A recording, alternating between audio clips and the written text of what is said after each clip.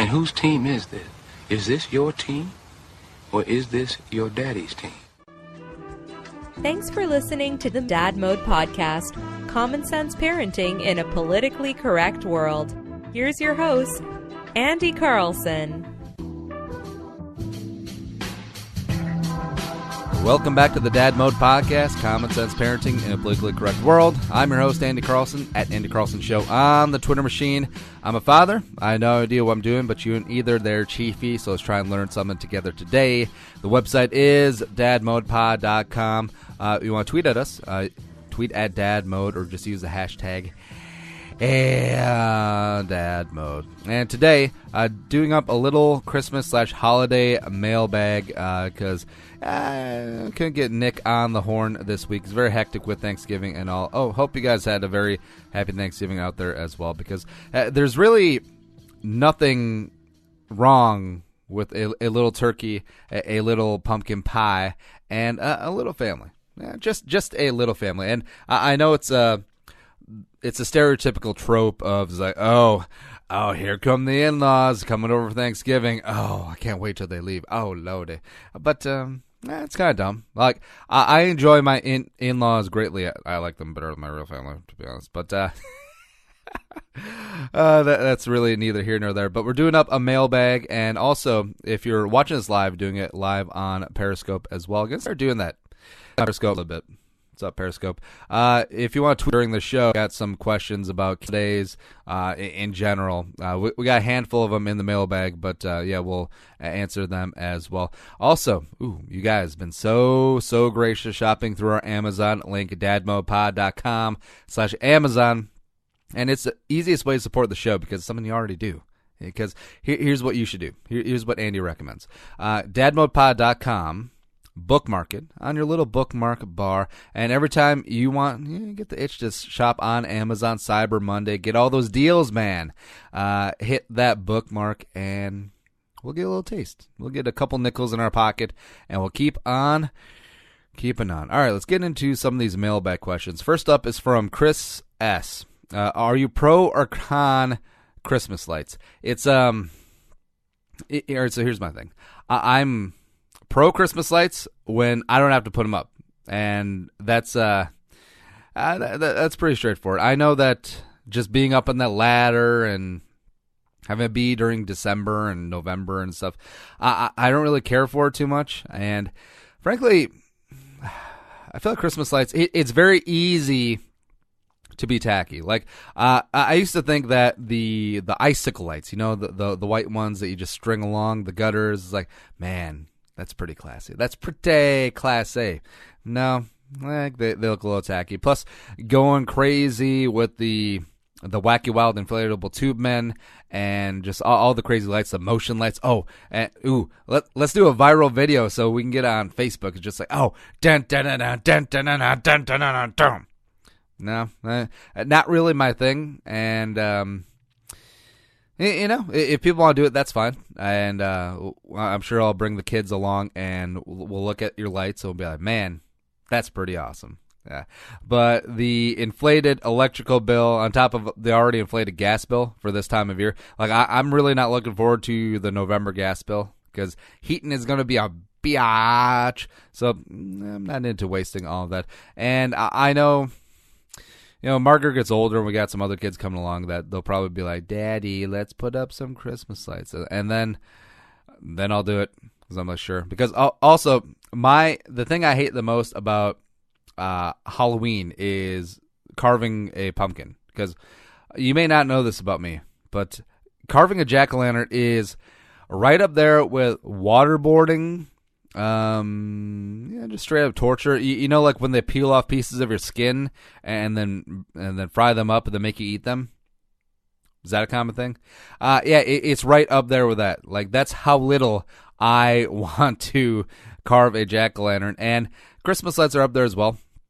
And I think what the wife, she likes Christmas lights, but I think we've done a nice little compromise. Our house is set up so that if you just put a candle, like one of those LED candles in each window, it looks nice. It is classy, and I think we're going to do that. So hopefully Hopefully that will be enough for Muggsy and the kids going forward. Good question. It's from Maggie.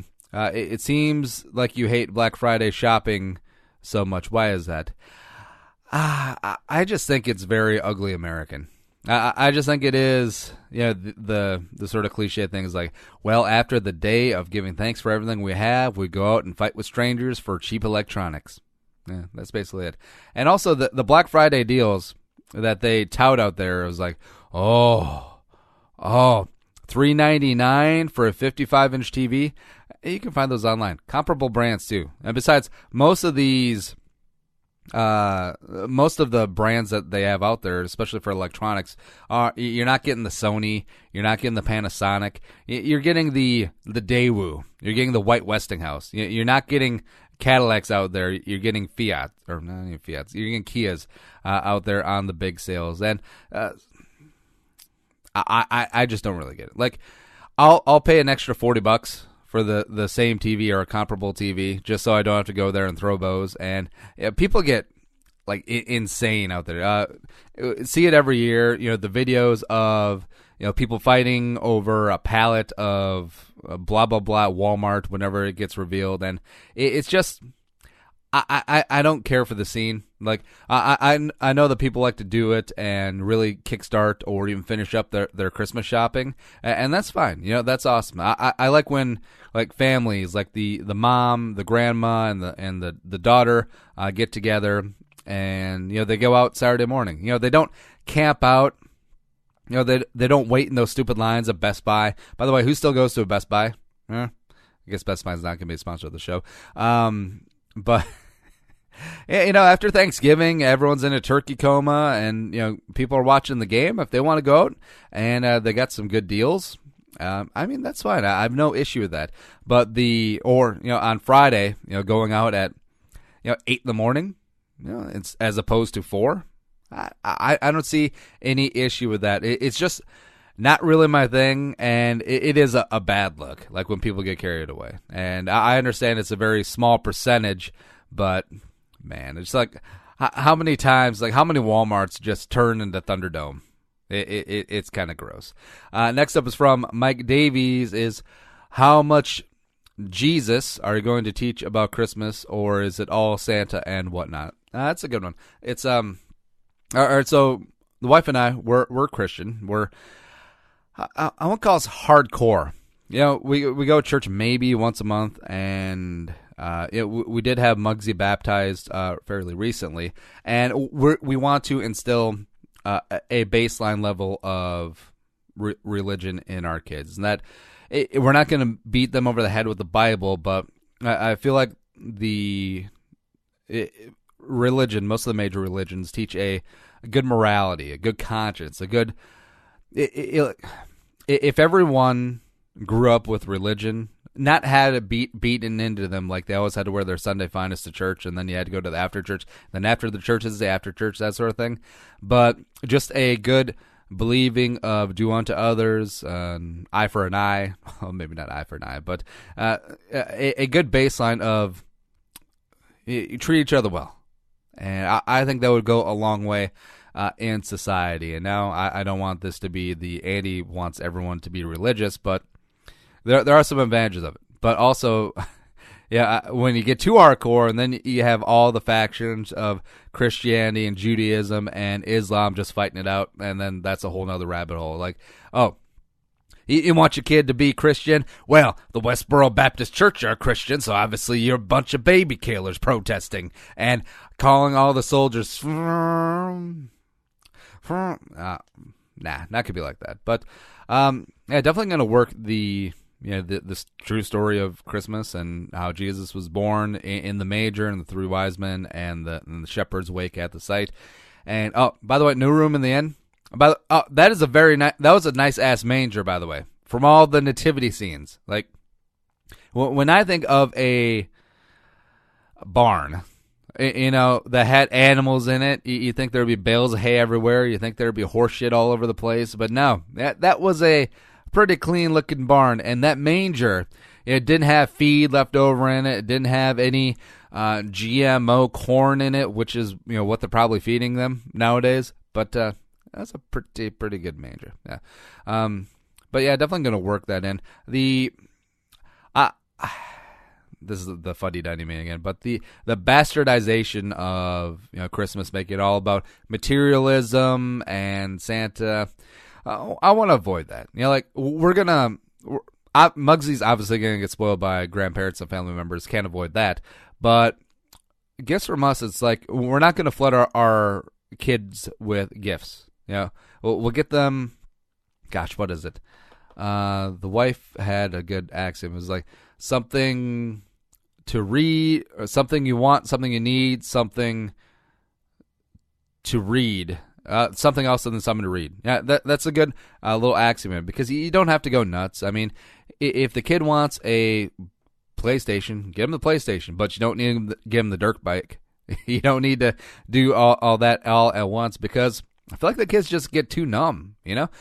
You've seen it, whether it be you yourself or a family member, where a kid just gets too many presents, and then they're just completely overwhelmed and a little freaked out, and then half the presents don't even get played with or just get quickly shoved into the toy box. And what's the point? What is the point, really? Yeah, I forgot what the question was. How much Jesus are you going to teach about Christmas? Some. There you go. Eli asks, any Thanksgiving traditions you plan on handing down? All right, so I've now made it my life's work that us northern fast-talking Yankees are going to incorporate macaroni and cheese into our Thanksgiving feast, because it's a huge Southern staple, and they get it right. And I feel like pushing collard greens is a little too much, but I freaking love collard greens. Oh, my God. Slow-cooked collard greens. Oh, man. You're going to make me weep. But yeah, I'm going to try to get the mac and cheese in there. And also, since I grew up with a Norwegian background, I love pickled herring. I love lefse. You put lefse with some real soft butter and some brown sugar, roll that thing up. Oh, man. And also pickled beets. Yeah. Pickled beets are very, very, very underrated. They really are. I love them as well. Yeah, so there's some Thanksgiving. Tanya asks, Elf on the Shelf, question mark. All right, so this is basically like the Christmas lights thing, where I'm not a fan. I understand the game, and the wife wants to do Elf on the Shelf for Margaret next year, when she'll be a little bit more aware of what's going on. But, man, just moving that elf every single night and being like, oh, he's watching you. And I understand, like, the blowhardy articles of, like, oh, the Elf on the Shelf, that makes kids okay with being under surveillance, and it's kind of stupid. I'm more, I'll go along with it because it's what the kid wants to do, and it's a fun tradition, it's a rite of passage, so I kind of put it in the carving jack-o'-lantern department, and also the Christmas lights thing. Like, kids will want to do it. All right, fine, let's do it, but meh. Next up is from John. When do you tell their kid that there is no Santa? Yeah, this is where you insert the really stupid, oh, there is no Santa? That stupid trope. And it's kind of tough. It's like almost you want it to happen naturally. But also you don't want them to be the high school junior who's out there still talking about, oh, Lord. Oh, you going to the junior prom? You going to the big game? Oh, no, I can't because I'm waiting for Santa. I'm putting out cookies for Santa. Yeah, because that kid's going to get laid in high school. Yeah, probably not. But it's hard to set a hard and fast date, because it depends on the maturity of the kid. Like there's probably some kids out there that are self-aware and they know what's going on and they figured out there was no Santa when they were 5, right?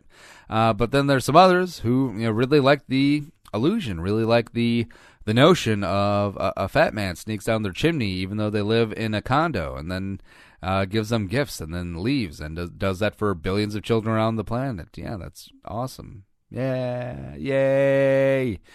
And there's some kids where it'll just completely rock their world. Like if they're 12 years old and then it's just like, man, this kid's going to be crushed. You can tell which ones it's going to be. And it really depends on the kid. Like they'll the kid will let you know when they're ready to know, or the kids at school will do it for them. One of the two.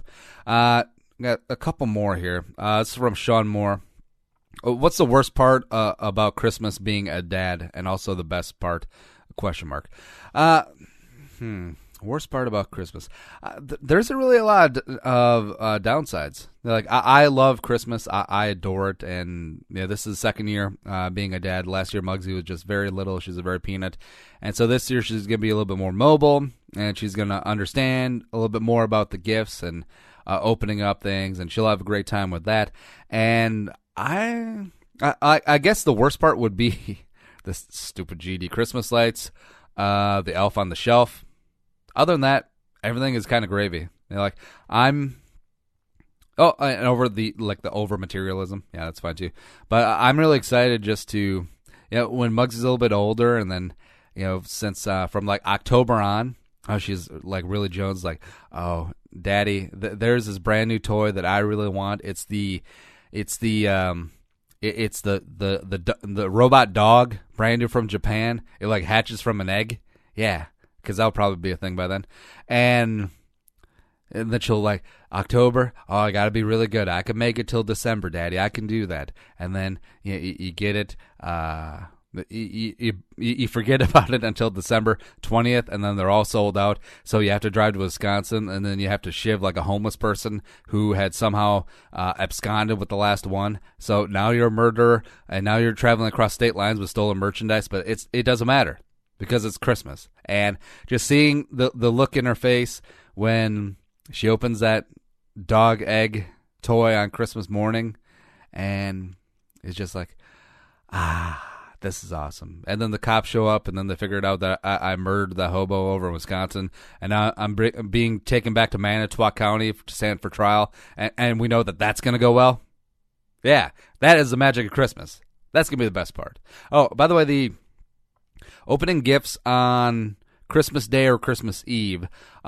Growing up, my family was really big about Christmas Eve and then just save a couple for Christmas morning. I've sort of shifted, and the wife's family was all Christmas Day, but I like the idea of getting something on Christmas Eve, whether it be pajamas or slippers or something, something useful, for that time period, and then Christmas Day, just go ham. Just go hard as a mother trucker on Christmas morning. I think that's the way to go.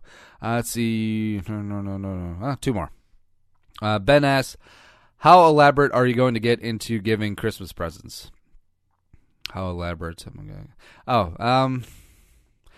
It was really cool. When I was, I want to say 3 or 4, I remember because I was wearing like a cute vest and a bow tie thing when we went to church, because we always went to church on Christmas Eve, and I really wanted a fire truck, right? So I must have been like 3 or something like that, and we were upstairs at my grandparents' house around the Christmas tree, and then all of a sudden we heard a thud on the roof, and then some rustling downstairs, and mind you, everyone was on the first floor. Everyone was around the Christmas tree. It was my parents, my grandparents, my cousins, and my uncle and aunt, right?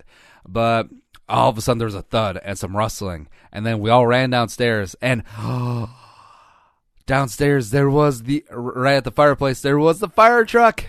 Oh my gosh, that was awesome. How did the fire truck get down there? Was it Santa? ? And now here's my thing. My grandpa was a very brilliant electrician. He was a contractor, just a great critical thinking mind, great problem solver, right? And I'm to this day, I'm still a little confounded about, all right, so everyone was present and accounted for. I don't think he paid a hobo to stomp on the roof and then clatter some pans downstairs and then hide, because we would have smelled them, right? And I still don't know how he did it.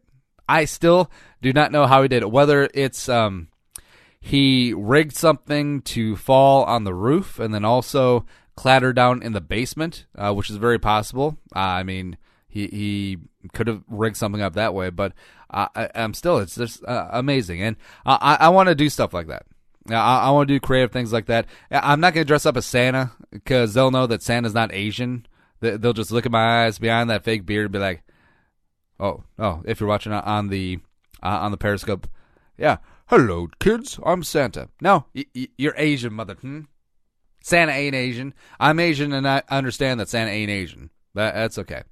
But yeah, setting up fun little stories like that, and still 27 years later, that still sticks with me. I mean, that's just the magic of the season. Last one is from Danny. Favorite Christmas holiday foods and treats. Ooh. All right, so Thanksgiving is all about the turkey, and Christmas, Christmas kind of anything goes. I like a ham. I also like you can do turkey on Christmas too, or duck. I really like some duck. I know it's not really popular, but that's pretty awesome as well. And yeah, it's fun. Like people do prime rib, people do beef Wellington, people do pretty off the wall stuff for Christmas. And let's see, favorite Christmas foods. Well, I mean everything's good, but treats wise. Everyone talks about the Christmas cookies. I really like the Spritz cookies, the ones that you do with a little mints in there. And also fun thing about Christmas is everyone makes treats and candies that you can just buy in the store for like $1.99. But they take a day and like $10 worth of material to make the same $1.99 box. But it's the effort. And you can tell it just tastes way better. I like the two Ritz crackers with the peanut butter and then dipped in chocolate. Those are good. The peanut clusters, where it's just you basically take a handful of peanuts and you dip them in chocolate, and that's your treat. Yeah, that's good as well. Or the I like the homemade mints. Like the homemade Andy style mints. Those are fantastic. I can't wait for Christmas. Yeah. Man, if you want to support the show, thanks for the mailbag. Thanks for all the questions. And we'll do these periodically, usually when Nick's not in the house, because it's really easy for me, because we'll just get like 10, 11 questions and then just kind of rail off and go off for 20, 30 minutes. It's pretty good. It's pretty easy, light lifting for me. But if you want to support the show, dadmode.com/Amazon, like we said, bookmark the link, and also tell a friend, spread the word in your mom and dad groups, or when you get together with friends and family, tell them about the Dad Mode podcast. It's some alternate takes on parenting, just being a dad in general, and as a first-time dad, just trying to figure things out, just trying to win. That's what we're doing. And also, shows available on iTunes, Stitcher, and iHeartRadio. Follow the Twitter at DadModePod, me and Andy Carlson Show, and the website, as always, dadmodepod.com. But until next time, be a man, be a father, and go Dad Mode. Love you a long time. Think the episode you just heard is worth $1? Well, send it our way.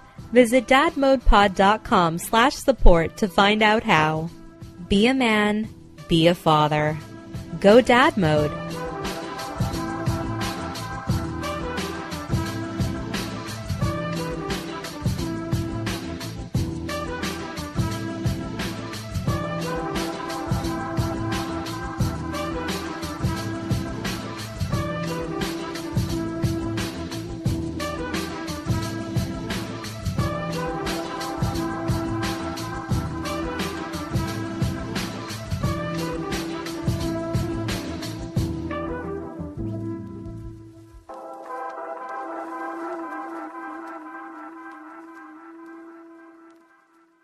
The music is created and produced by Deeb. To hear more of his tracks, visit soundcloud.com/Deeb. Hey everyone, it's me, Nickason, aka Uncle Nick, co-host of the Dad Mode podcast.